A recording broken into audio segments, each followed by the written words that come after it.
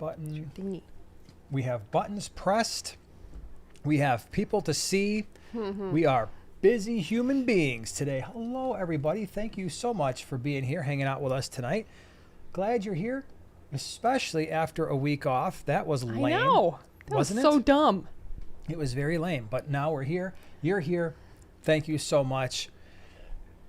I hope you're all doing wonderful. Today was a beautiful day It was. around the Chicagoland area, and so I got to be on the motorcycle for a little while, and it was fun.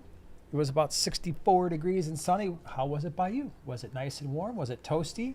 Was it rainy? It was really windy though. It was very windy. It still is today, windy. So Yeah. I haven't been outside Yeah. since I got home. But it was, a lot of fun. Yep. Glad to be back after a week off. So tonight we have things to talk about, don't we? Yeah, plus it is brought to you by the color green. I guess it is. Green water, green Wrigley, green. Yeah. Isn't that like Sesame Street thing like way back in the day? This show is brought to you. Green. Something like that. No, I don't think Although so. I saw on don't think so. Facebook the other Anyone? day, there was the show intro, 1, 2, 3, 4, 5, 6, 7, 8, 9, 10, 11, 12. I don't even know what that's from, but it was like playing. I'm like, holy cow, that is awesome. So, yeah, we've got all kinds of coolness. Eli is going to be making a guest appearance again today because the subject matter we thought would be best handled by he and I, because Eli is the one that deals with the He's lids lid man. quite a bit. In fact, at this point, he deals with them more than Joanna and I do. So he'll be stepping in a little bit after we get through all the intro stuff, and then Joanna will be back. And so it's going to be a revolving door in seat number 2, I suppose, but that's quite all right. Oh yeah, and green neons. Yeah, we're gonna throw them in with brought to you by the color green. Sure, green Thanks, plants, Emma. green neons. Good point. Absolutely. So, today we have got to talk about videos. We had a whole mess load of them released last week. If you haven't already seen the Primetime Aquatics video that came out on Sunday, it was, thank you, Adam, Sesame Street. I didn't know what that was from. Sunday, I did a video on Cerio Stone versus Dragonstone. And so I used the 2 tanks behind us over here as an example. Talked about the pros and cons, compared them. I know you did a video about that as well on the small scape a long time ago. I did. Yeah. Long time ago. You can see if our opinions differ at all, but if you haven't checked it out, it's probably worth it. On Monday, you had Container Joy. What did you talk about there? Oh, well, I did a pretty big planting spread with a theme of Alice in Wonderland because I felt like it. Awesome. And then on Monday, and by the way, thank you. I still get comments on the motorcycle channel, Iron Mission. Hey, I didn't know you did motorcycles too. You look like that fish guy. Yeah, I've heard that multiple times. You look like John from KG Tropicals. Yeah, I didn't know you had a motorcycle, but anyway, yeah. So if you are a motorcycle person, Iron Mission came out with the video. We talked about doing oil changes. We did not, much to some people's dismay, we did not have a Tank Talk podcast on Monday because John and I fell behind. Oh. And then he got really busy, and normally we would have recorded last week, but we were both super busy. Didn't get a chance to do it, but don't worry. On Monday, if all goes well, we will be right back on schedule for that. So that'll be fun. Wednesday on the small scape, you talked about what? Reasons why you should or should not get a pond. And that was kind of a little bit of a teaser. Did you watch it? I did. Did you get any kind of little Easter egg in there? I don't really look for them. You don't have to look for them. You need to listen for them. Your hint is I was talking about outdoor ponds. Well, I know you're talking about outdoor ponds. I did That's watch your the hint. video. Anyway, so that's great. Today, I took the prime timers in the fish room, showed them a really cool fish that was out and about. Sunday, we have a species profile coming at your way, coming at you, and that's what's going on. Michelle says it was electric company. Electric Maybe company. The Okay. 1, 2, 3, 4, 5. Yeah, that's kind of what I thought it was. Well, yeah, but this episode is brought to you by the color. I think that was Sesame Street. I think that's what Adam was saying. Yeah. Okay, Just so you know, that was makes my sense. contribution. That Green. makes perfect Thanks sense. Okay, where we're going to be real fast. Where we are going to be, well, not this Saturday, but the following Saturday on the 17th, we are going to be at the Greenwater Aquarius Society swap, and we should have the website updated usually about 4 or 5 days before the swap. We have the website ready to go, and that's going to be a ton of cool fish. I'm looking over there right now. We've got those crazy river minnows, and we've got the dwarf catfish, and we have some banded loaches, and a lot of these fish stay small, not the river minnows. Those actually, that's a really, really awesome schooling fish for a larger tank. We got some cool stuff. So if you are somebody who goes to the swaps, I hope you will enjoy that. And then the next thing after that is I will be at the American Cichlid Association, the ACA convention. That is also combined with the ALA, which is the American Live Bear Association, the AKA, the American Killifish Association, and the International Betta Congress. So that's a one big giant meeting that is in San Antonio, and it is from Thursday, June 12th, and it goes through Sunday, June 15th. Now, I will not be there that Sunday because I believe that Sunday is just an auction. I'm taking the bike down there with a buddy of mine, and then we are headed back on that Sunday. But we will be there. I will be there from Thursday through Saturday. If you are in the area and you're looking for something different to do, and you like either cichlids, live bears, bettas, killifish, hey, this might be the place for you. Tons of really cool speakers. I mean, they knock it out of the park there. So I think it'll be pretty darn awesome. Michelle says she wants the gobies. You and me both. Yeah. We got some cool gobies. Super the cute. The rhinogobius are pretty darn awesome. Grumpy gobies. So with all that being said, we do have a subject tonight, and that subject is going to be lids. Aquarium lids. Now, we did this a long time ago, but I think it was, we've gotten a lot of new people since the last time we did this, so I thought it'd be pretty fun to kind of go through and talk about your options when it comes to fish tank lids. You've got the typical glass, but you also have these polycarbonate lids, which can be a real there could be some real advantages there. And so, but to do that, you can go away for like 5 or 10 minutes, and I'm gonna bring Eli back. And oh, by the way, we do have a giveaway tonight, so I forgot to mention at the beginning. So don't worry. Do we say hi to our moderators and big huge thank you to Oink? I know I saw Second Floor. I think I may even seen the wonderful World of Whip. Awesome. Thank you. Possibly showing. Thank you. If I missed anybody else. Let's bring in Mr. Ia, as he's known. Come on down. I feel like Jay Leno. So, how's it going today?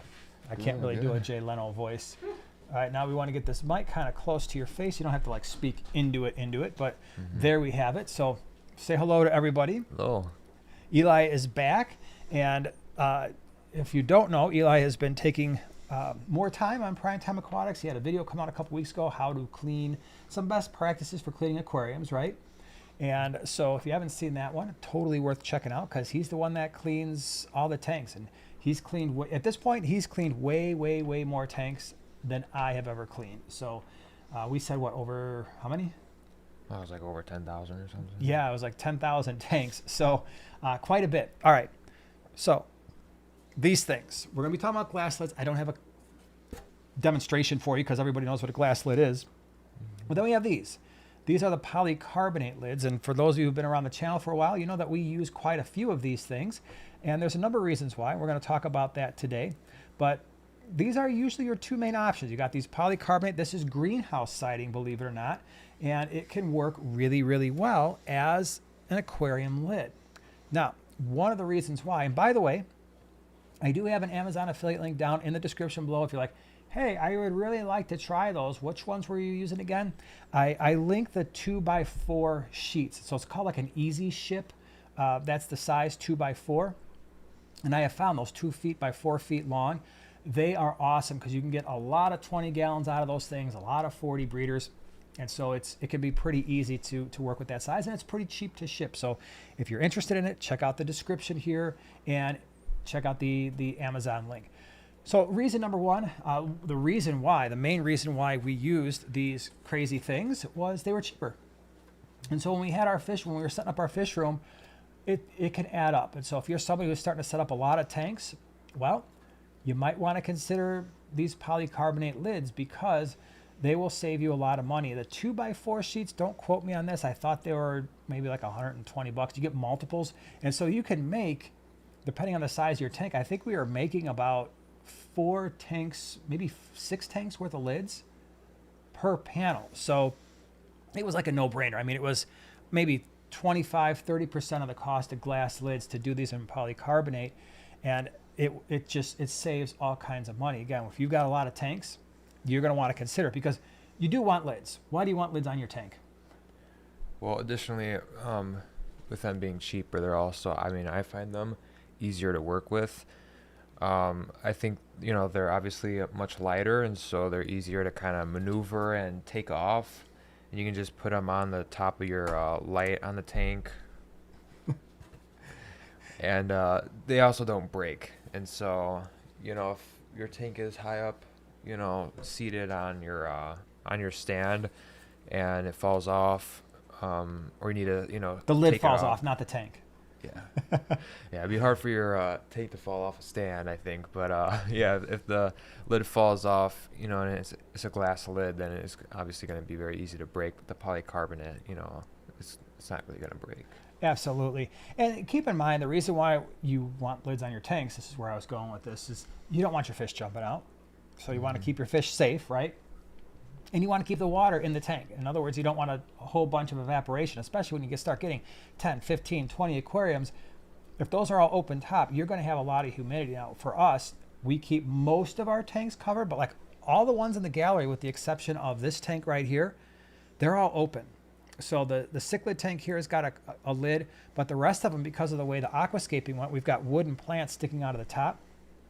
We didn't cover those. But in the fish room side, every single one is covered, with maybe the exception of like 2 or 3, just because I don't know why, they're just not. So just keep that in mind. You really do want to keep the humidity down. You want to keep the fish in the aquarium. The nice thing about this is you can easily customize these things. And so this is half of a 20 long. And so there's another piece about this size, only without the handle here. Still on the 20, and so I can just take this thing and set it right down. But what I started to do, this was my first iteration, what I started to do is I didn't use these handles anymore, and instead I just cut a little hole, a feeding hole right here, and then that was my handle, and plus it was a feeding hole. So then if you've got a lot of aquariums, it's really nice, because feeding doesn't take nearly as long, and you don't have to, and you know this because you feed you feed the evening time, and I feed the mornings. And I also sometimes feed with one hand, you know, because I'll be holding the bucket of food with one hand, and I'll be trying to open up, you know, the lids with my other one, and sometimes with the glass it's a little harder. It's a pain, right? And it's not a pain if you got one tank. It's a pain if you've got 30. It's a pain if you've got 20 aquariums. And so being able to customize those things and have a little cutout for the food, that's awesome. Also, the backs of the aquariums, where like your super sneaky fish can sometimes jump out. The nice thing is you can make that back lid extend all the way back. Usually with the glass, that's not happening. Usually you have an inch or two at the back, because they just assume you've got a hang on back. You've got cords for heaters. You might have air hoses coming out. And so the way they deal with that with a glass lid, of course, is that they just have about this much space all along the back, which can be problematic. Now, they usually have a plastic piece that you can put over that, but I don't know I think we've lost pretty much all of those anyway. Yeah. But these, you can just cut the holes out right exactly where you need them. So what else? I mean, I think they're more just convenient in general.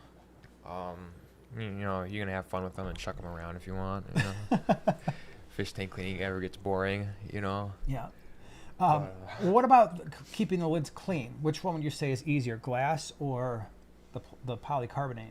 I mean, I'd give that one to the glass. Glass is, you know, the edges of the polycarbonate can sometimes kind of like close in on itself and close like the little openings in here. Yeah. Like these openings in here can kind of close sometimes, and you can't really like get them apart, and so it can be tough to like get inside, and so you might have to like kind of cut open like these, you know, the edges.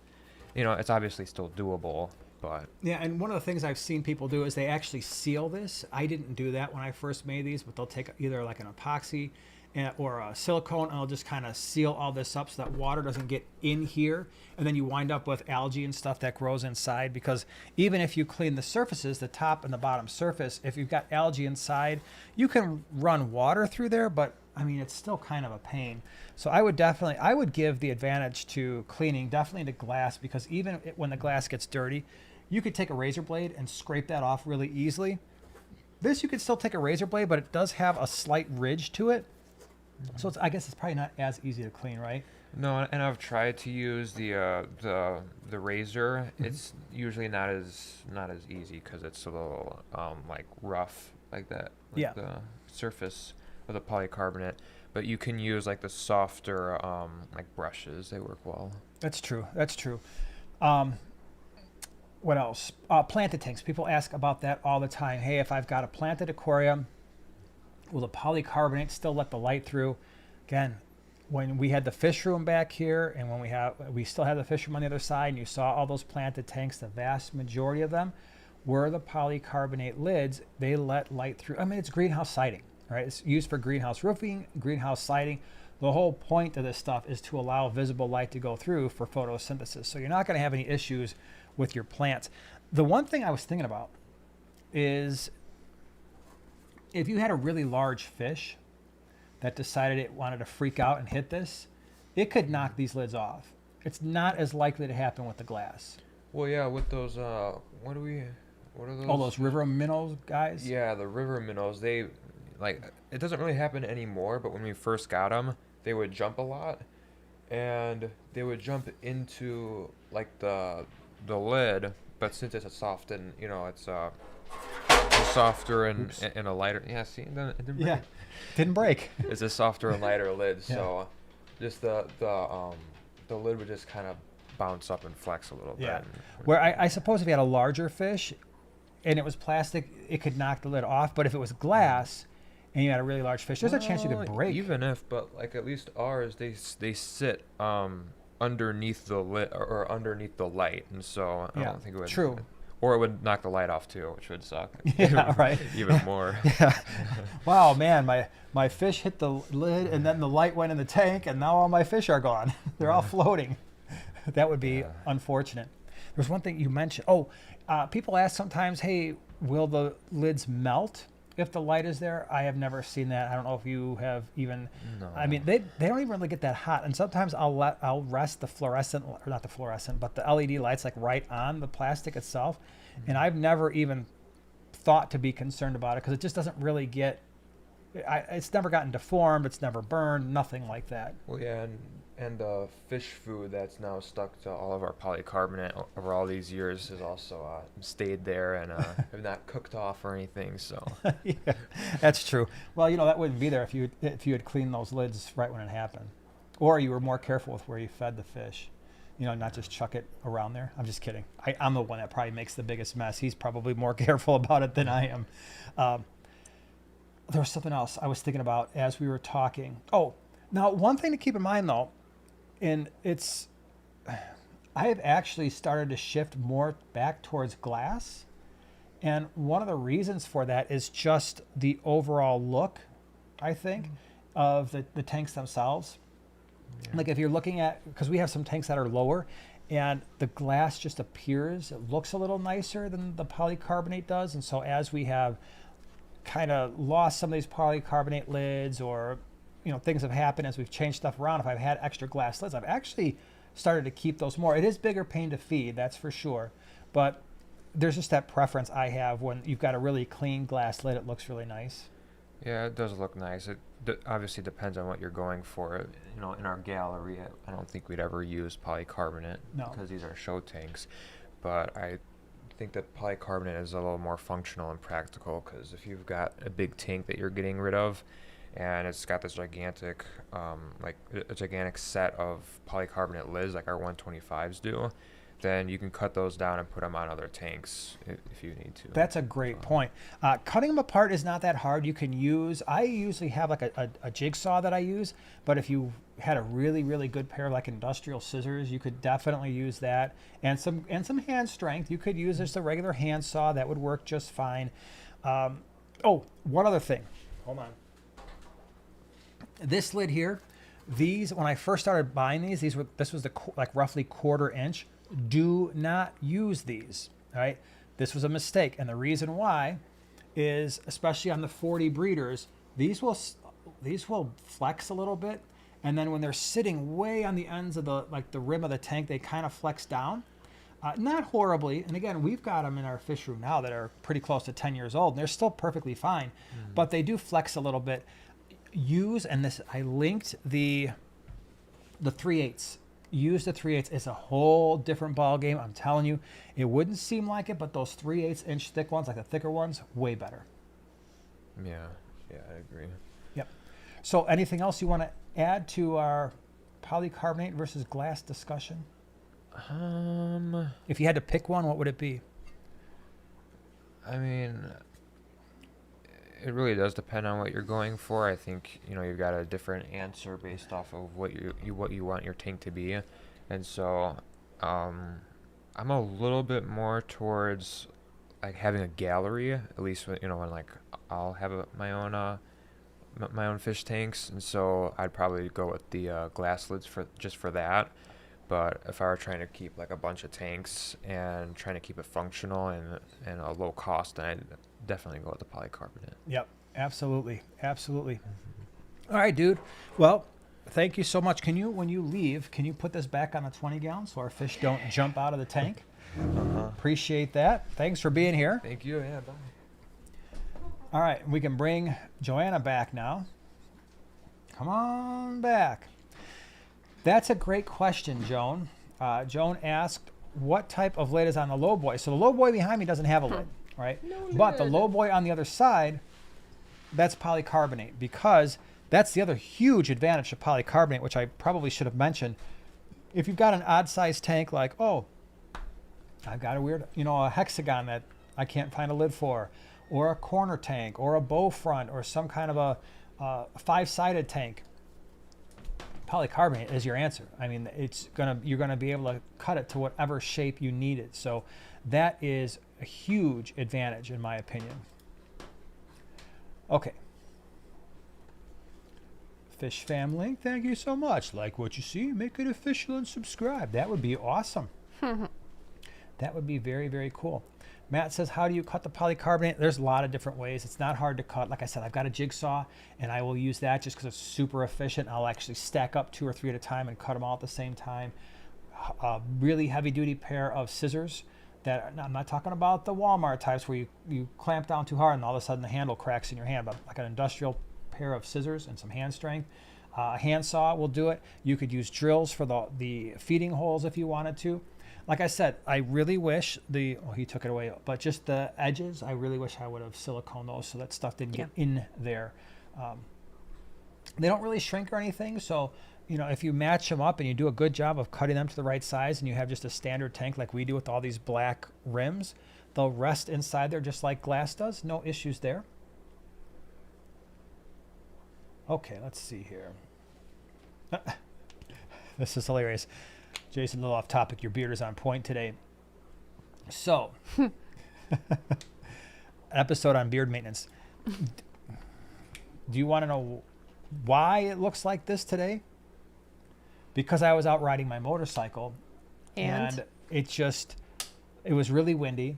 And so then it just did something to it. And then I just kind of went like this when I got home. And this is literally what happened. So the video about beard maintenance would be a very, very lame video because it would literally just be, sometimes I wake up and it looks okay.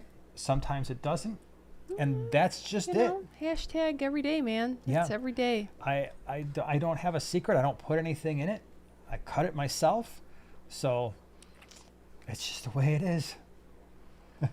Do a beard maintenance channel. It'd be boring. It would be one video. It'd be me waking up, looking in the mirror, going like this, and that'd be it. That'd be the video. You could be like those channels or the TikTokers or whatever. I don't have TikTok and I don't have Facebook, but the ones that they do like 2-second videos. They just do like basically nothing and get like bazillion views. That would be me. I'll just point to words on the screen. Oh, or I'll do the ultimate. Got it. What takes a lot of talent, and that is just lip sync over somebody else, what somebody else is saying. See, look at this. Watch. Like, start talking. Just say some things. I can lip sync it, and then you say it. I could do it. Whatever. She doesn't want to play along. She's no fun. Yeah, I could do TikTok like that. Yeah. I don't think I'd get any views, but No. I don't think that's my demo. I don't think my demo is going to watch that. At least not from a dude that's, over 50 years old. That's Creepy. for a different demographic. So, Creepy. yeah, I did mention about 20 minutes or so we will do the giveaway, just because we have things to give away and it's been a little while. So, yeah. Oh my goodness. Kat says, this isn't weird voices, but it just seems that silly. You might start hearing some weird voices later because I have something going on with my throat. So it kind of hurts. And I haven't been sick in probably close to 2 years. And then all of a sudden yesterday, all you gotta do is I say didn't that feel out the loud. best. And then we were at the Boomers team meet and greet. Boomers is like a minor league team by our house. We have season tickets and we love them. We love that team. And so we went to the meet and greet. The problem was it was windy and it got really cold. And So pretty cold. much nobody in that entire place was dressed for it. And we No. were sitting in a very breezy area. It was cold. And I already wasn't feeling the best. And now you pile that on. And by the end, I'll be like, so, next question is about catfish. Yeah. Tim wants to know you get another sunburn. But you know what? You there and you there are two different. Really? It looks, I think you've just got the red. Maybe it's your shiny head that just bounces off. I or don't know. absorbs No, I the don't have red any color sunburn. spectrum or something. Nope. Because I had my helmet on today and it Right? wasn't So warm enough to he's wear not short burnt. sleeves He or just anything. looks like it. I'm not burned. I like to look like this. That's all I can say. Yeah. So, if y'all have questions, now is the time to ask because that's about question it for time. the polycarbonate versus glass lids. The one lid I really, really, really, really don't like is those all-in-one black lids that you find like on the Aquarium or Top Fin kits. I despise those lids. I cannot stand them. And the reason why is because often they have an LED light that is like connected to the top of it. And so when that goes bad, and it inevitably does, now you've got this light thing that is of no use. And then it makes tank maintenance like nearly impossible. Like I just hate it because they really need to think this stuff through. I don't know if they still do it. Somebody comment on the kits, like the tank kits, 10, 20, whatever, 55 gallon. Are they still doing the black plastic tops? And are they still gluing the light, or not necessarily gluing, but you have to slide the light into those little clips. And then in order to clean the tank, you got to take the lid off, but that's also your light. And so now you don't have a light to clean your tank. It's just, oh my gosh. Who thought Yeah. that was going to be a good idea? I had one Yeah. tank like that. That had Yeah. I was Well, and then we still had one with the black top and the 10 gallon over there. And I finally just got mad when we were catching fish out of there, took that thing and chucked it in the garbage. It was so satisfying. And then I put I had a bet. glass lid and I put a light on there and I was like, oh yeah, much better. Tim says, Zen says, hi, Cecil. And then Tim said something. I don't know where Tim's, oh, there it is. Top Fin still does that. I threw it in the trash. I know. I hear you. It's I aggravating. don't actually mind. So a lot of the stuff they put in those kits, they're fine. I mean, are they the best? No, but are they going to work? Usually they work okay. So like the filters they put in there, the heaters, the tank itself, most of that stuff is going to work. It's going to get you through. But that black plastic lid is the worst, horrible idea of all time. All right, I know what you're going to say. All right, Oink wants to know, out of the two current therapeutic beverages I'm consuming, what would you and Jason join me with? Blueberry sage tea or vanilla lavender coffee? All the tea. I'm He tea doesn't all the drink way. coffee. Yeah, I wouldn't drink coffee. I know, it's embarrassing. But I wish I had tea right now. no, because then I'd have to listen to you like drinking it. Hey, I would probably try the coffee, although I don't know if I've ever eaten lavender. I may have, because I love the smell of it, but to me it's just floral. So there must be a reason, because they're putting it in like, they put it on macarons, however you say it, and like in desserts.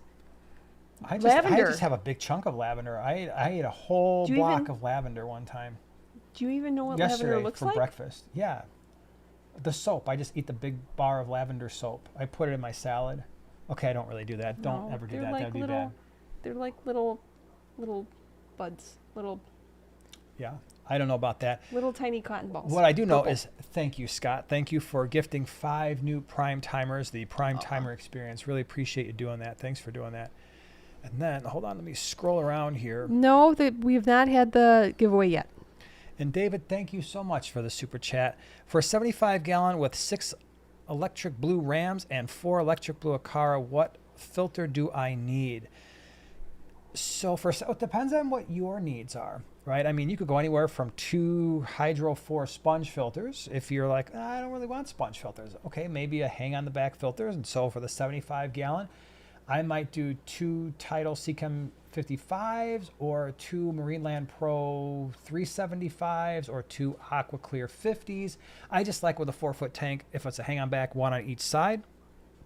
Or you could do like what we've done with these 2 75 gallons. I have a Fluval 407 canister filter. I think that's a great filter for that size tank, especially for these stocking levels that you're talking about there. Or you could do like a Seche internal canister filter, like the regular Seche, what is that, the Shark Pro? You could do that. So it just depends on your preferences, but all of those I think would be more than solid options. Oh, that's actually a good question. Jules, Yeah. been cycling my quarantine for 5 weeks, and someone told me you don't need to do that. So confused. You definitely need to cycle a quarantine tank. I mean, you need to cycle all your tanks. Otherwise, you're going to put brand new fish in an uncycled quarantine tank and an ammonia spike, and then they're all going to pass away on you. So, Yeah. But you don't, in terms of not needing to do it, it's true in a sense that you don't have to do it that way. You need to cycle the aquarium, but you don't necessarily need to do it and wait forever, because there are products like this. This is Fritzzyme 7, and Fritz is a channel sponsor. One of the reasons why is because we absolutely love this product. This has got live nitrifying bacteria. And so you add this to your quarantine tank, and these live nitrifying bacteria will eventually attach to your filter media and the surfaces of your aquarium, and they will take care of the ammonia stuff. So that greatly speeds it up. And then also, if you've got a quarantine tank, I'm assuming that you have a display tank that has a filter running that is problem-free and disease-free. Take some of the media out of that display tank and put it in a hang-on back in your quarantine tank. Or if your quarantine tank is running a sponge filter, put that in your display tank for 4 weeks. Let the beneficial bacteria get in that media, and then you can throw that in the quarantine tank. So you can just use existing filter medium. So you don't necessarily have to wait, as long as you've got either used filter media that comes from a disease-free tank that's been in that tank for at least 4 weeks, or like the Fritzzyme 7.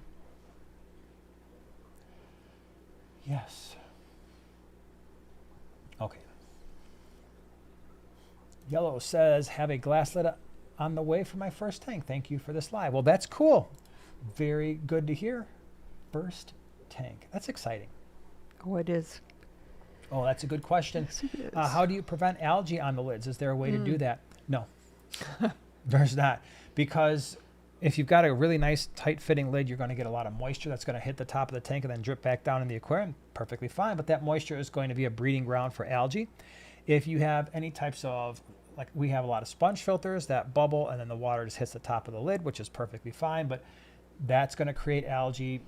The splash, if you've got a hang-on back filter that's dumping water from the return, hits the surface, that's going to splash up. So there's really not, it's just one of those things. It's part of fish keeping. Just like it's hard to avoid algae on the glass.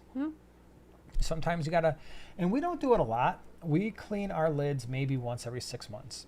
We probably should do it more, especially in the fish room. Here again, we don't really have lids. We just have a couple on the 75 gallon. I don't think I've cleaned those since I put them on the tank. Again, I probably should do that at some point in the near future. It's crazy, and some of you can definitely attest to this.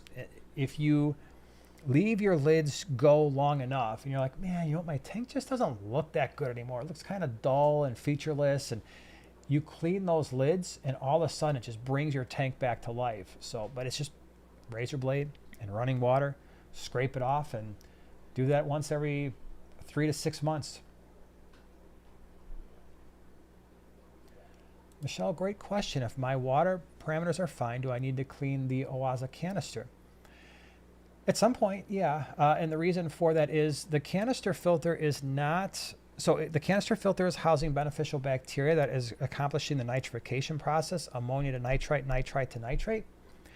however, in doing so, it's also one of the things it's supposed to do is trap all the detritus and the stuff that's floating around in the water column. And once the filter media gets super clogged, the beneficial bacteria can, in a sense, suffocate. They get buried by all of that detritus. So you're going to want to make sure that you don't have a whole bunch of stuff that's connected to that filter media. And not only that, once that filter media gets basically saturated with gunk, now your tank water starts looking kind of bad, right? You start getting stuff floating around in there. That's usually the telltale sign, like, man, you know what, my water isn't crystal clear. Well, what's the filter media look like inside your canister filter?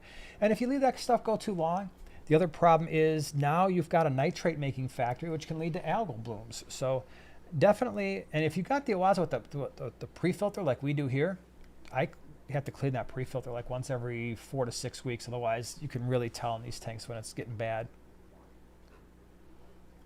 Grow more veggies. Thank you so much for the super chat. What happens to your beneficial bacteria when your KH disappears and your pH drops from 7.2 to 6.9? Will new bacteria need to be established? That's a great question. It's not a big enough pH change to really matter. KH, that's your water hardness. The bacteria are generally not going to be super prone to dying because your KH is low. I mean, you can lose some, but that pH swing you're still right around neutral. It's not going to make a difference. Now, could it make a difference if you went from 8 to 6 or something like that, or 7.5 down to 5? Yeah, that could definitely have an impact. But with the change that you're talking about, I doubt it. I mean, just check your ammonia. But for me, if that happened to me, I don't think I would even think much of it. Beto Great Lakes, has rainwater ever caused a problem in your tubs, like lowering hardness or something? You know, when I had my 55-gallon, I didn't notice anything. I mean, the fish were totally fine the entire summer. I didn't notice anything, although we didn't have like torrential downpours like all the time. No, so. It can be a problem. So the big issue in Florida, the fish farms there, is when they do? Yeah, well, I'll tell you what they do. Well, let me tell you what they do. So what happens is if they get a ton of water, like a hurricane moves in, a tropical storm, that is a massive problem. Now, you wouldn't think so because it's like, oh, well, it's just water. They're freshwater fish. Who cares? No, they care a lot because what they're using is groundwater, and that groundwater in Florida has an extremely high KH and GH, and so and a high pH as a result. So when you get a ton of, like, you just get inundated with rainwater, the rainwater has 0 GH, 0 KH, and because there's no buffering capability or capacity, then you start flushing out that groundwater with rainwater, and that could change water hardness, which then can lead to a change in pH. And so it sounds weird to say, but if they do get a ton of rain, often what you'll find them doing is pumping that water out as fast as they can of those large vats that they use and ponds that they use for breeding, and trying to pump in more groundwater to stabilize that situation. So it can be a very, very stressful thing. Not only that, when it gets really flooded, now you got fish that are mixing into the different breeding ponds. It can be a real mess. I really feel bad for them when they get a lot of rain like that. Yeah, now I remember last year's hurricane, the breeders and everything that had the issues after that. It was sad. And there was, and again, some of it wasn't even due to wind damage. That wasn't the main issue. The main issue was taking on so much rainwater. Yeah. Nick says, a month ago I had to rehome my Demasoni because they were harrowing my yellow labs. Harassing my yellow labs. I don't know why I wear a shirt with white font. Now I can't read my own thing. I just found 2 baby Demasoni the other day. I had no idea they were holding. That's interesting. Yeah, Demasoni to me are, when it comes to Mbuna cichlids, a lot of people are like, oh, they're so hard to keep. They're super aggressive. And I have never found that to be true. I never have an issue with that. However, I'm super selective in the Mbuna that I keep. So like in this tank back here, it's yellow labs and Pseudotrophia solosi, and those are 2 pretty mellow Mbuna. If I were going to add more to that tank, other species, it'd be things like the rusty cichlids or Pseudotrophius acei, or what's the other one? The Socolophi tend to be pretty mellow. But I don't do the Demasoni. I don't do Aratus. I try not to do the bumblebee cichlids, although somebody gave me a couple one time that I threw in the 75-gallon Mbuna tank on the other side. But I stay away from those super aggressive ones because then I don't have to worry as much. The Kenii can be, the males can be really, really aggressive sometimes. Dennis says, yes, we have liquid rock, West Central Florida. Yeah. So, West Central Florida. It's probably somewhere around Fort Myers. Nice. Maybe. Lucky. Very It's cool. like our favorite place. Mike says, I love my poly lids. The only time I had a problem was when there was ceiling sewage flood above the tank that hit the lid with such force, it fell in the tank. Yeah. Because, especially like the thinner ones, the quarter-inch ones, they can't take a lot of weight. And so that's another thing to consider, too. If you have animals like cats and stuff that are going to jump on top of your tanks, you really need that 3/8-inch thick lid, because the quarter-inch, they will just jump right in and go right into your tank. Oh, geez. So be aware of that for you cat people out there. Susla says, want to set up a 72-gallon bow front backup. Your opinion on ideal stocking choices. Will want plants. 72-gallon bow front. Wow. I would do checkerboard cichlids as my centerpiece. Nice. I would do either Adelphi quarries or gold lasers on the bottom. I would want either the Blue Eye Lemon Drop Long Fin Pleco, a couple of those, and or the Super Red Long Fin Pleco. That would be striking in a planted tank. And you can feel free to... I know, I'm thinking. It's, so if we're talking a 72-gallon, are we talking similar to our 36, just larger, like the same dimensions? It's a 75-gallon, but at the ends, it's a little bit more narrow than a 75, and then obviously it bows out, and where the bow is widest, it actually might be a slightly wider tank than a 75-gallon. So is it slightly wider than taller, is what I'm thinking? No, it's a taller tank. Taller than a standard 75, slightly taller, I think. You could do some gobies, right? Like the hyphen gobies, Stiphodon gobies would be kind of cool. I'm staying small fish because you got to plant a tank. You don't want any bruisers in there. You don't want anything that's going to eat plants, dig stuff up, which eliminates a lot of cichlids other than the small ones like the Epistos, checkerboards, Nanochromis, Nanocara. How about some rams or... I would do Bolivian rams. I wouldn't do the German blues. Yeah, I know. Bolivians would be good. I get it. What about some Grammies? I'm thinking like some, centerpiece fish for that size tank. Pearl Gourami for a 72-gallon, I think, would be a better choice because you could throw a half a dozen of those. That's a really good suggestion, actually. That'd be really cool. Yep. Schooling fish, you've got plenty of space. It just depends on how many you want and how many different schools you want. I would probably do maybe some silver tip tetras. I think would be something different, because you're basically getting two different types of fish. Males and females look different enough. Candy cane tetras might be really cool in a tank like that too, right? Yeah. The lapis tetra would be awesome. I like the lapis tetra. Yeah, that'd be pretty cool too. That would be really cool. Don and Sharon, thank you so much for the super chat. Really appreciate it. I didn't see a question anywhere. Joanna will keep an eye out for it just in case. But thank you. Lemon tetras, yeah. Oh, Dennis, that's a nice one. Cherry barbs, garage gills, lemon tetras. Yep, that would be lemon tetras with the candy canes would be really cool. Lemon tetras with the red cherry tetra would also be really cool. Really Wayne says hello from Fort Myers. Nice. Tell Fort Myers we said howdy. Yeah, got to get back there at some point. I hear that the area that we used to go to is still not there. Kind of like that main beach stretch. Yeah. I hear it's still not recovered yet. Correct. Mike says, I don't want to introduce nightmare fuel, but I'm hopeful to set up a brackish water tank for bamboo shrimp neorites next year. Yes. Perhaps the babies will be adorable. They will melt your heart. Oh That'd my be cool. gosh, yes. I want the fan shrimp so bad. Yeah, I've thought about... They're so cute with their little... Yeah. At one point I thought about breeding neorites, and then I lost my ambition.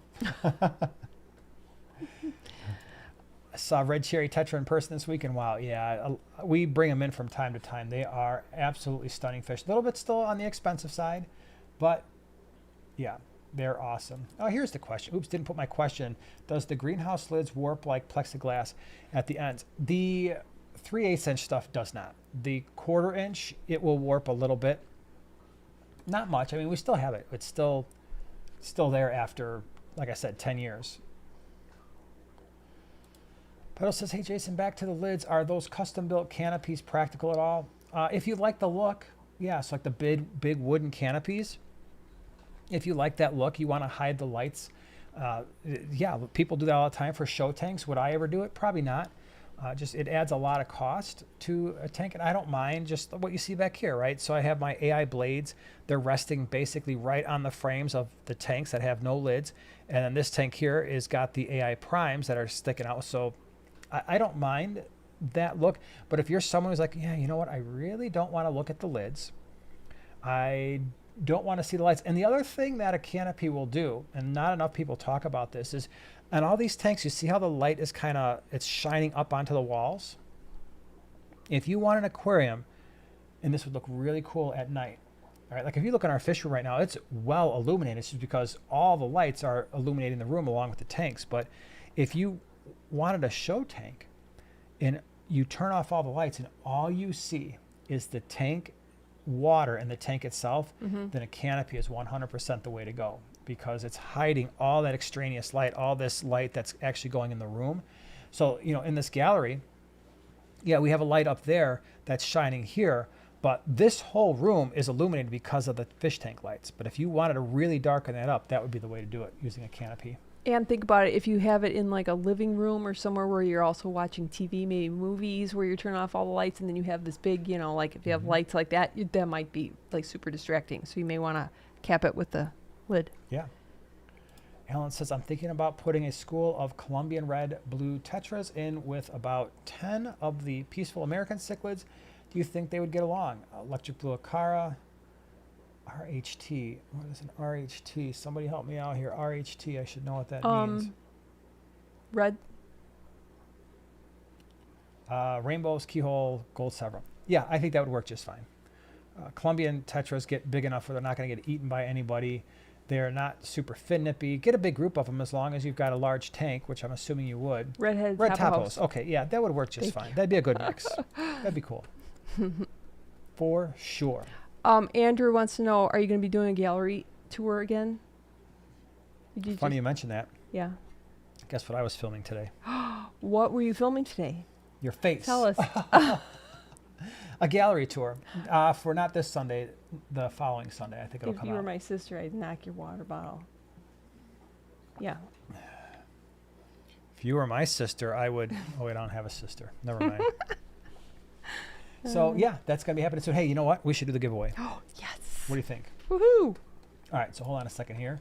Let me get some stuff up and running over here real quick and make sure we are on all messages in all these different areas.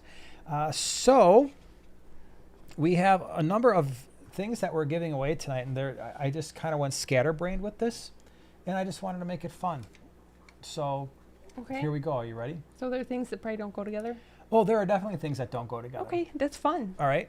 I mean, I guess kind of, sort of. It's like a mystery bag sort of thing. The other two things don't go together at all. So tonight's giveaway is sponsored by Fritz Aquatics, and Fritz Aquatics is a channel sponsor. We love them very much because they have such cool stuff, one of which is this. This is Fritz Complete. This is water conditioner that we absolutely love. We use this, and we use the Fritz ACCR, which is another really good one. So neutralizes ammonia and nitrite. So if you get an ammonia spike, it's good for this as well. So a winner is going to be getting this, and the same person will be getting the Fritz 6-in-1 test strips. And so we talk about making sure you know your water parameters all the time, and this is a way to do that. You get your nitrite, your nitrate, your pH. I have found these to be just as reliable as the Fritz liquid test kit, which is really nice, really simple. Pro tip, the strips that you have in here, if you cut them right lengthwise down the center, you have twice as many, and so they'll last you twice as long. So this is the 6-in-1, and then you're going to love this. You ready? You don't know what this next one is, do you? Do you know? Do you know what this is? They must save the dented, you know, some of them, they just do this. Yeah. They just, once you open them, they go back. Yeah. But yeah, ours are like that too. Yeah. So, you ready? Yeah. And the same person is getting this, the Scape Gazer magnet. I don't know if I can really show it. That's really random. I You're know right. it is. I found these. Look how cool that is. So you get the person who likes to look at aquascapes. If you're a scape gazer, you're going to get that. And Oh no. I found one of these. These were your creations Wow. from years ago. Yes, I Scape, know. gaze, repeat. Surprised you found any yet. Oh, I found them, and I know where the stash is now. And so you're going to get those for your refrigerator or your fish tanks or your metal stands or wherever you want. Or the inside of your trash bin. Whatever, if it's metal, you can just stick them right to the inside, and then 10 years later, they're like, man, those things are still here. They got stuck, and every time they dump them upside down, they're still there. So yeah, that's what's going to be happening now. As is always the case, you're going to want to be in all messages. Sometimes that kind of sort of helps. Yeah, but it probably won't because it's going to prioritize yours above we rely anybody on else's. So we look at our 5 screens here, and then Yes. as long as they all match, that's who gets to be the winner. Got to live in the United States of America because we can't ship outside with this stuff, and got to be over the age of 18. So now the person who's going to win is going to pick. No, we're not doing that. Yes. Nope. The person who's going to win is going to pick a number between 80 and 90. Go on, get your numbers on between 80 and 90. Who is going to be the winner? Done? Are we done? We are done. Yeah, we're done for sure. Okay, we're done. Somebody got the right number. All right. Let's see Now we here. just have to double check it here. So feel free to stop typing in the numbers here. Give us a second to make sure that we are all in agreement here. Do you have this person here? At the top. No, sorry, right? Yeah, now at the No. top. Yeah, No. yeah. Oh, Oh, right here. yes. Ah. But I want to double check. Yeah, no, you're right. That's who I had the first time around. And then I missed it. That's why we do this checking, right? Yeah. That's why we have 57 screens. Yep, there we go. You ready? No, I want to double check. I already triple checked. I've That's checked fine, the but 3 I need to screens. double check. Oh my gosh. I really wish Okay. you would. All right. So the winning number was 88. Alejandro, you are the winner. So Hey. here's what it's you a new have name. to do. Cool. You have to send us an email with your full name and your mailing address so that we can send you all this stuff. So you need to send that email to Primetime Giveaway. Singular. Primetime Giveaway, all one word, Primetime Giveaway @yahoo.com. Send us your full name and your mailing address, and we will get this stuff out to you sometime within the next week or so. Thank you, everybody, for playing this wonderful, fun game. And don't worry, next week we have another giveaway because Flip Aquatics has got some stuff that they want to share with Sweet. everybody. So it's going to be a 2 weeks in a row giveaway. How about that? Nice. How cool is that? Now, let me go ahead and... Oh, there was a question that I actually wanted to answer. Hold on. We got JR celebrating 6 months of being a prime timer. Thank you so Oh. much. Green Neon Crew, stand up. Thank you very much for being here the last half a year. Appreciate that. Right now? That is too funny. Girl 88. Okay, how did I not pick 88? It's literally... Oh! You know? Well, you could have been like Gravedigger Aquatics and picked 96. I saw that Gravedigger. Way to go. Calling the poor guy out in public. Chris, Sorry, Alex. will those magnets be available to buy? You know what? We took them They off used to be. They the used to longest be. time ago. And then... There's some random ones like floating around the house. Apparently you found some. well, we have more of those. Yeah. You could put them on the website. We could put a couple of each on the website, yes. Well, I don't know about of each. I mean, a couple of each of these, yeah. Yeah, that's what I mean. Oh, go ahead and do it. Check the website again tomorrow, and maybe Joanna will have them. Your refrigerator there. will never be the same. There you go. Yeah, it'll be extra decorated. Okay, can I read a question? Sure you can. Okay. Where'd it go? From Braden. Hi, I'm super new to the hobby. Welcome. Let's see. I bought a yo-yo catfish 3 days ago. One is healthy. Two yo-yo catfish 3 days ago. One is healthy. but one has a bulging belly and has not been swimming around, mostly hiding. What should I do? Well, it depends on what the bulging belly is. If we are thinking it is an internal parasite, my go-tos are Paracleanse and Expel P. In a quarantine tank, of course. Andrew says, will Eli be joining us? Eli was already here. He was here earlier in the stream. If you do a little reverse, he was the one that talked about the polycarbonate lids because he's the one that actually handles them more than either of us do in terms of cleaning the tanks, cleaning those things. So yeah, he was here. He was here. Stephen, I was first, but only put in 8. If you had just typed 8 one more time, I guess, huh? Next time. Although next time maybe the number will be 8 and you'll type in 88 and you'll be like, oh, dang it, I did it again. And by the way, if you had a question before the giveaway, if you would be so kind as to re-ask it or your comment, because once all those numbers pop in, it becomes very difficult to scroll high enough to see the questions that were happening before the numbers. Oh, I saw Jay Oliver's name pop up. Did you see Jay Oliver? I Jay didn't. Oliver, if you're still there, here, hi. What's up, man? Nice guy. All right, let me see here. Audrey says I could use magnets on my mini fish food fridge. Sounds like you're gonna have to see what we got. I mean, because we do mini have fish food fridge. I've got a little mini fridge. No, I mean, well, but we Luke have. Do we have more than just these 2? I'm pretty sure we do, right? These 2 styles, because we had a bunch. We did used to have the Primetime logo. Those I think are gone. That's what I'm. But we'll have to, put them back on the website. Like maybe tonight, you can look and see what we got. That'd be I'll do a awesome. quick little tiny inventory. Yeah, I'm gonna need you to come in tomorrow and look and see what we've got, and then I'm also gonna need you to work on Sunday too. Yeah. Good. That was really good. Yeah, you know, we're having a little problem with your TPS reports. Yeah. Anybody know what movie? I just sent that meme to a coworker. It was You very did? appropriate. About the TPS reports? Yeah, it was that specific clip. It was very funny. Nice. I cracked myself up with it, whatever I was like referring to. Thank you so much for the super chat. Happy Thursday. It is Thursday. Second floor. That's where I played tonight. I want a magnet. You know what, Shannon, Ryan? You're going to get a magnet. Don't you worry about it. Someday.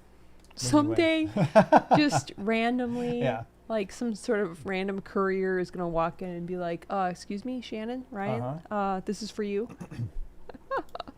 Yeah, it says 6-gallon cube, sparkling Grammy or pea puffer? Ooh, that's a good question. Well, it depends. Pea puffers can be very picky eaters.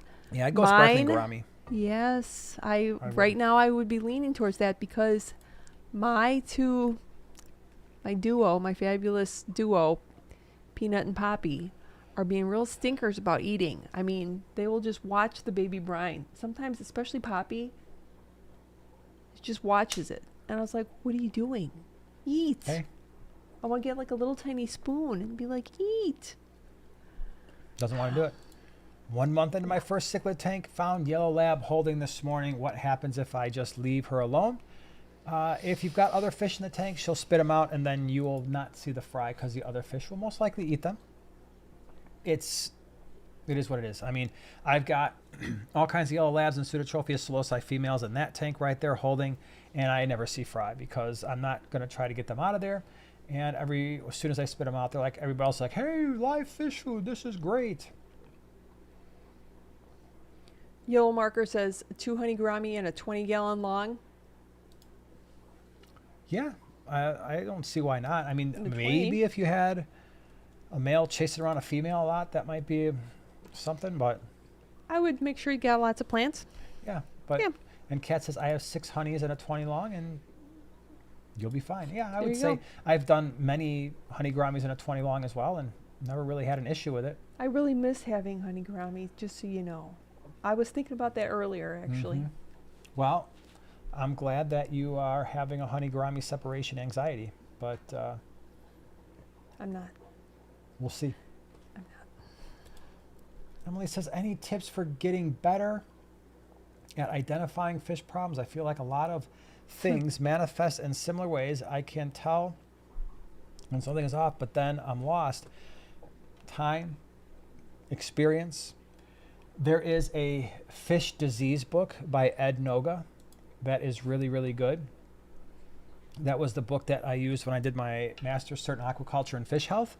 And that's probably, in my opinion, one of the best. It's not cheap. It's a textbook. It's well over $100, maybe $150. But Ed Noga, let me spell the name here for you in the chat. Ed Noga. I think it's a really, direct, something like that. Yeah, it's like Ed Noga Fish Diseases. I'm pretty sure so I don't remember the exact title, but the title is, it's a textbook. It's really boring. So the title is boring, but lots of pictures, lots of description of what you're looking for. So, yeah. Chat GTP helps. GPT helps. GTP. Yeah. Chat. Just call it chat. Chat. Lucy got a baby honey. Oh. Nice. Very cool. Oh my gosh, that would be too cute. Too cute. I don't know if I could handle it. Karen says, suggestions for a 36-gallon bow front. Currently have 18 glass bloodfin tetras, a female betta, a paradise. I'm surprised that the female betta and the paradise gourami are not having issues, but that's cool if they're not. 2 cories and a small super red pleco. So I would add to my cory collection. I'd probably add about 4 more just to keep them in a bigger group. I think they would really enjoy this. Whatever cory cats you got, just add 4 more of those. You've got I think for the most part, your centerpiece type fish done with the female betta and the paradise gourami. Keep a real close eye on those 2. Just because sometimes they will spar. 18 glass bloodfin tetras, that's a really pretty fish. What else would you add? Probably some other type of schooling fish. Right? But what? What? But what? What would I add? What would you all add? So you got the tetras in there. You could probably do. Someone mentioned cherry barbs before. That would be a nice option, I think. Cherry tetras. I think Yeah, Lynn we already said no, cherry but no. tetras. Somebody said cherry barbs too. That would be something you could add to this tank. I'd stay away from most other barbs though, because you got the paradise fish in the betta. Some barbs, unless it's the snakeskin barbs. Snakeskin barbs would probably be fine with those guys. Lemon tetras might be pretty. Lemons, yeah, lemons could possibly work. Ember tetras might be kind of cool, right? That'd be a nice one. Yeah, some nice orange. Brilliant green rasbora. I still like those in a tank like that. Oh, That'd be pretty cool too. So yeah, some rosy red minnows. That would be nice. Carry tetra, yeah. Doveye cichlid. That might be a little bad. Audrey says, Jason, I've been binge watching a lot of your rasbora videos and decided to order a bunch of Phoenix rasboras. Thanks for making such amazing species spotlights. Well, thank you for watching, and you will thoroughly enjoy those fish. They are very cool. They sure are. Yeah, the Phoenix rasbora / Mira, dwarf rasbora, chilies, really, really tiny, very, I mean, people, I don't think they realize just how colorful those fish get as they get settled into an aquarium. Yeah. And they're quite personable. Dennis says, my Oscar's a fussy eater. Dennis, you've probably got one of the few Oscars on the face of this earth that's a fussy eater. Wow, congratulations. Wow, yeah, because, congratulations. I mean, that's a different type of fish right there. So what could you do with that? Well, I have a philosophy when it comes to fish that are not eating. They eat when they get hungry. So I've said this a million times. I bring in all these fish, and we have to quarantine them for 4 weeks before they go to the swaps. And I can bring in thousands of fish and fill up 20 quarantine tanks, and they're all getting the same food based on their size, right? But it's all North Fin food. So it's flakes, it's the pellets. If they're larger fish, it's the food sticks. And the small fish will get live baby brine if they're really small, but they're getting that food. And if they don't eat, don't eat. I don't care. If they don't want to eat for a week, then you're not going to eat for a week. But eventually, the funny thing is they all eventually start to eat. And so I don't really give them a choice. It's either here's what you've got. It's kind of like when you got a little kid that won't eat. I'm like, whatever, this is what's being served for dinner. So you either eat it or you don't. As long as there's no issues, right? As long as we're not talking about a fish that's sick. Now, if you're worried that, hey, my fish is not eating, you don't know why, my defaults for that, like with an Oscar, would be frozen bloodworms. The Bug Pro, a lot of Bug Pros, depending on the size of the fish, might be too small. The food sticks from Northfin. But, yeah, I don't really give a whole lot of options to my fish. I mean, within the Northfin food family, you got all kinds. You got krill, you've got kelp, you've got cichlid flakes and community flakes and all kinds of stuff, the Bug Pro. But they better figure it out. You has a great question. Okay. I have a brackish water 60 gallon set up for my Indian mud skippers, but my figure 8 puffer passed away. Very sorry to hear that. A suggestion replacement would be appreciated. For what size tank? 60 gallon? Oh, I know. It's I brackish do. water. I know. Anableps. Yeah. I mean, we've never kept both of them with mud skippers, so I don't know if would be like if they'd be putting a smackdown on each other or if there's any issues. Yeah, I don't know. You'd probably have to research that. I mean, because a lot of the other fish, like the scats, the monos, 60 gallons really not big enough for them, and they want to be in big groups. They do get pretty large. Mollies would be another one, right? So a lot of your mollies would do well in brackish waters, like especially the sailfin mollies. That would be one that I would strongly consider. Or anableps. Lady, what's going on? Glad you're here. My little brother's baby is coming right now. He did pick up a weird name, though. Percival. Percival? Whatever. Oh, Percy. So excited. You can call him Percy. That's cool. Congratulations. Oh. Wow. Right now, as we speak, there is a child being born. That is really awesome. Wow. Very cool. Congratulations. I hope the hospital's warmer. If you are at the hospital, warmer than, remember when I was in there? Oh, yeah. You and Dee Dee were like super freezing. man. We had trying to, and all they gave us was like a sheet on that pull-out couch thing. Yeah. You're over there having a baby, and we're snuggling on a pull-out couch with a sheet. Trying for freezing. warmth. Yeah. JR, thank you so much for the super chat. Can you keep different live bears together like black-bellied limia, black chin, and endlers? Yeah, you can. I don't necessarily know if they will. I mean, if they're similar enough, they could potentially hybridize. So with the black chin live bear, I really wouldn't want that because they're not all that common. And so I might want to just separate them anyway, just to make sure I have a nice pure strain. Andrew, Jason, will you sing for us? Oh, you don't want that. Hey. You don't want that. What kind of thing is that to say in front of all these people? You don't want that. Emily says just ordered the book for $100 off at only $19 for the fish disease by Ed Noga. That is worth every penny. Where did you order that? Share with the family because everybody should have that book. I mean, if you can get that, if you can get the Ed Noga fish disease book for $19, holy cow, that is the deal right there. Trust me, it is worth having.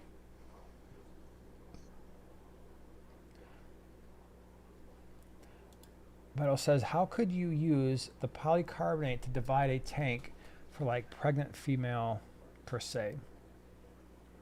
Well, I can tell you what I would do. I would just go to Life with Pets, and they make an actual tank divider, because you could do it. The problem is going to be with that polycarbonate, you'd have to drill a bunch of holes, all right, to keep the water flow going, and then you'd have to figure out some way to silicone it into your tank or have some kind of a bracing thing that would allow it to stay in place.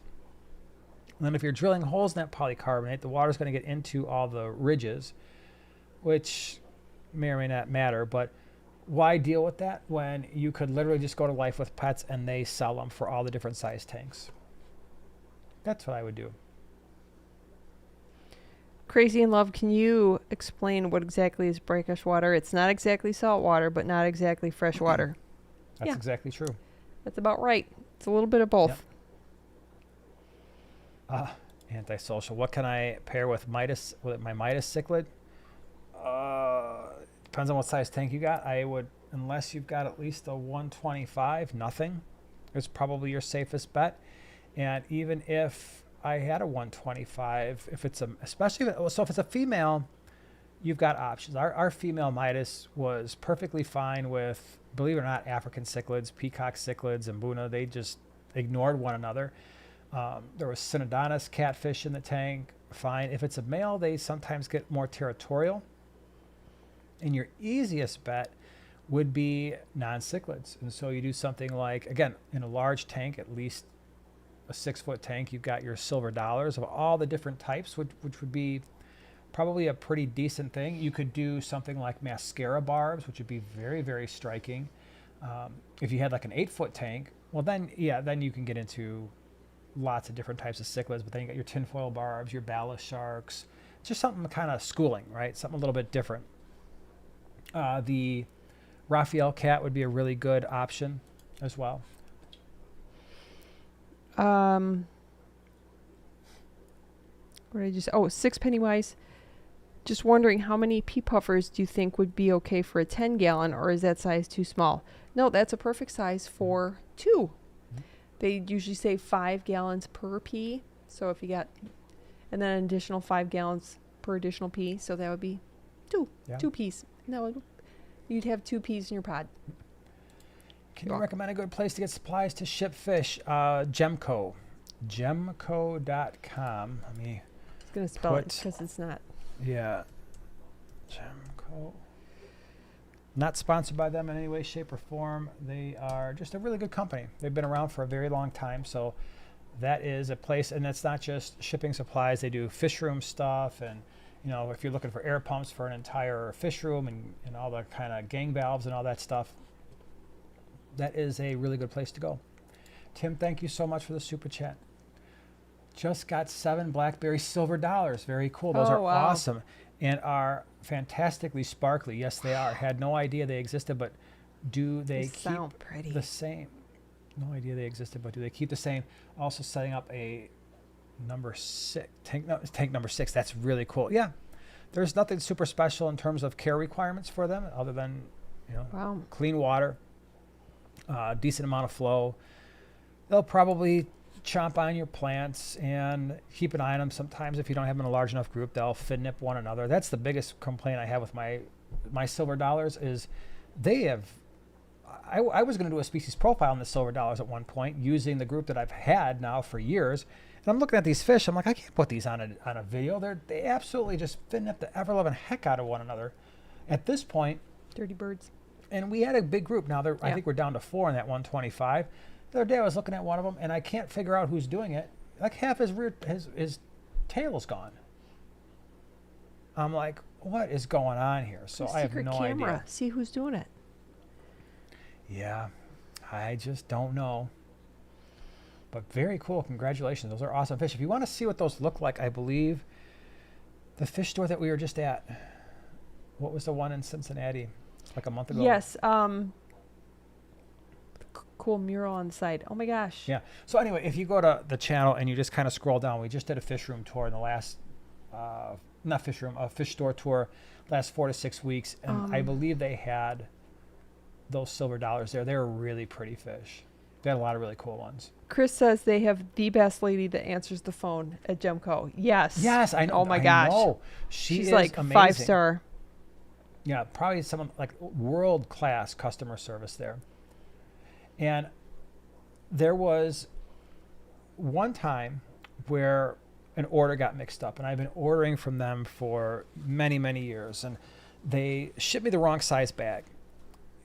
And I call, they're profusely apologizing. Hey, we're going to get the right size out to you right now. The guy he was on the phone. He's like, hold on, let's go walk out to the warehouse. He walked out there. He's like, okay, we've got the stuff you need. He takes it while he's on the phone with me. He's like, I'm going to ship these to you right now. Paid the extra money to ship them super fast, even though I was like, hey, I don't need them today or tomorrow. He's like, no, I'm getting them out to you. I'll send you a return label for the stuff that we ship by mistake. And just the way they take care of their customers is top notch. River Shore Aquariums. You were talking Minneapolis, right? No. Cincinnati. Oh, I was thinking most recent. Cincinnati. They had all the big fish. That would have been the most recent. Yeah. That you did on yours. Yeah. Yeah. Drawing a blank. Really cool. All right, let me scroll over here. My scrolling thing is all messed up. Where did it go? Beavis says, any plans to spawn the rainbow shiners? Would be amazing to see a big group in the current setup, but still an awesome aquarium nonetheless. You know, I actually don't spawn a ton of fish. I don't breed a lot of fish anymore. The only things in our fish room right now that I have that are breeding are the multis, some bristlenose plecos, and shrimp, our blue dream shrimp. Then we got a couple other strains that are going right now that Andy gave us from one of the swaps. But that's it, because I have just found it way easier in just bringing fish in, quarantining them, making sure that they are healthy before they wind up going to the swaps. And then I can rotate stuff, right? I'm not committing tanks to spawning fish long term. But yeah, the only fish that I can think of right now that I really want to spawn, unfortunately, is in that 75 gallon.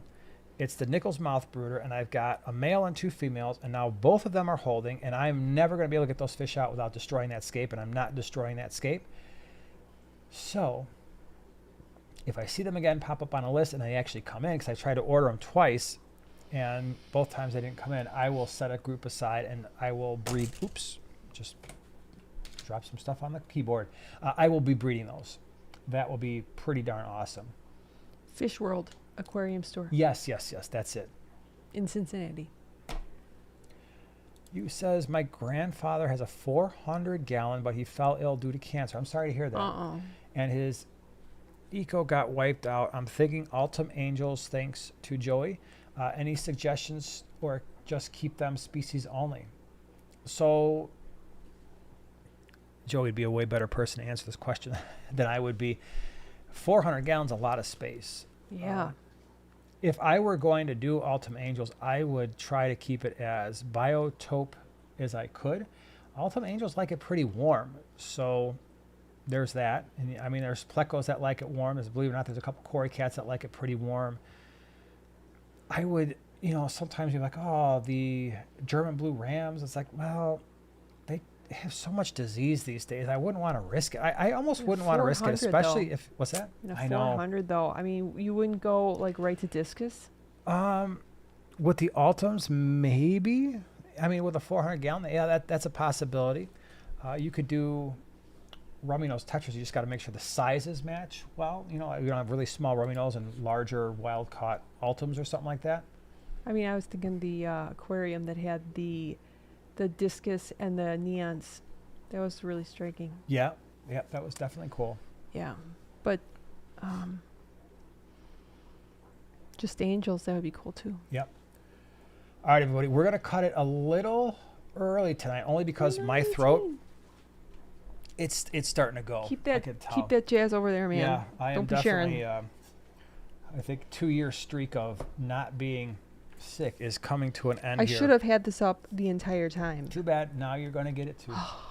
So anyway, thank you so much for being here. Thank you to our moderators. Thank you for all the wonderful people in the super chats and stickers and new prime timers we've got. We will be back same time, same place next week, because we've got, like I said, we've got another giveaway to do. So definitely looking forward to that. So everybody have a great week, and we'll see you next week. Night. Bye-bye, everybody.